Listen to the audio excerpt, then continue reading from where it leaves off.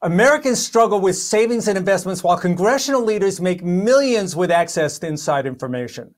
Welcome to The Money Runner. I'm David Nelson. When I started this pod, I promised to devote some of the effort to exposing Washington hypocrisy and self-dealing. Grab a pen and paper. Let's get started.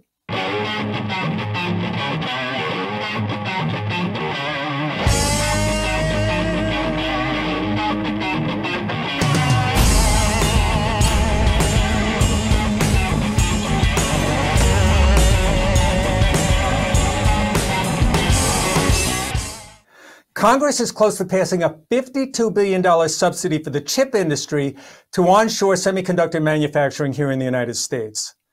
Normally, as an analyst and on-the-line portfolio manager, I would be diving into the merits of this bill, pointing out its strengths, weaknesses, and whether it could achieve its intended goal. But these aren't normal times, and the backstory overshadows the merits of the legislation. The only thing that polls worse than our current president is Congress. Americans all but take for granted that elected officials place their own well-being above that of their constituents and the country they serve. It certainly isn't a news story, but at least some in the press have reported on the repeated trading by Speaker Pelosi's husband, venture capitalist Paul Pelosi. Business Insider laid out in specific detail Mr. Pelosi's trades in a number of securities, and of special interest were the trades involving the exercise of options in semiconductor company NVIDIA. The article points out trades ranging from $1 to $5 million from June 2021 through June this year. Speaker Pelosi may not be a corporate insider, but she's certainly a Washington insider with knowledge of how the votes are shaping up and whether or not bills will even make it to the floor for a vote. It doesn't matter if it passes the legal test. It doesn't pass the smell test. Speaker is on record saying her husband never made stock purchase based on information she gave him. The New York Post, in a recent article, reported the following. Paul Pelosi exercised options to purchase 25,000 Microsoft shares worth more than $5 million on March 19th last year. Look at that chart. That says a lot. That was less than 2 weeks before the Army announced a $22 billion contract to buy augmented reality headsets from Microsoft. CNBC, December 2021. Nancy Pelosi on record says, federal lawmakers should be able to trade stock in office. This is a free market. Trading stocks when you know the winner, trading stocks when you know the winner before the horses cross the finish line is not a free market. No, the Pelosis aren't the only ones on the feed bag, but as Speaker and the third most powerful elected official in the country, she has knowledge most of her colleagues don't possess, making it that much more disgusting. Doesn't matter whether it's legal or not. It's morally wrong, and Americans should demand an end to it. CEOs and other company insiders know how important it is to stay within the guardrails when trading their own stock. Most companies have a compliance division to monitor employee trading. And you don't have to be a corporate insider to meet the test. Just ask Martha Stewart. On December 21st, 2001, Stewart sold about 4,000 shares of Inclone Systems after receiving a tip that Inclone CEO Sam Waxell was selling.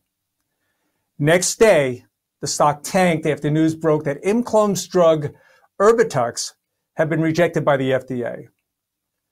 Waxell instructed friends and family to sell stock and attempted to sell his own before the drug's rejection was made public.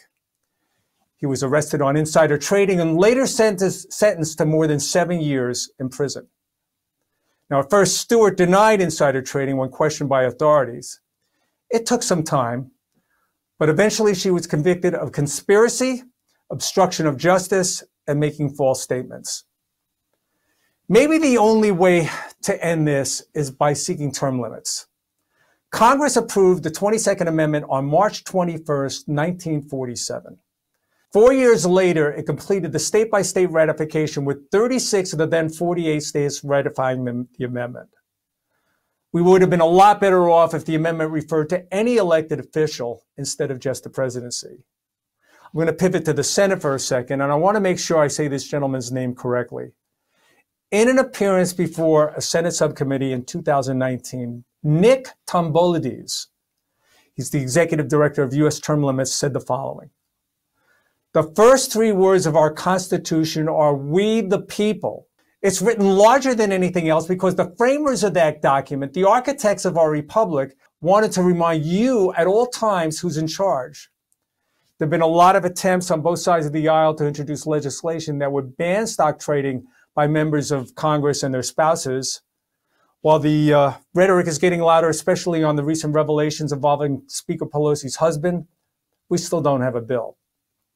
Make this a priority and let your elected officials know how you feel.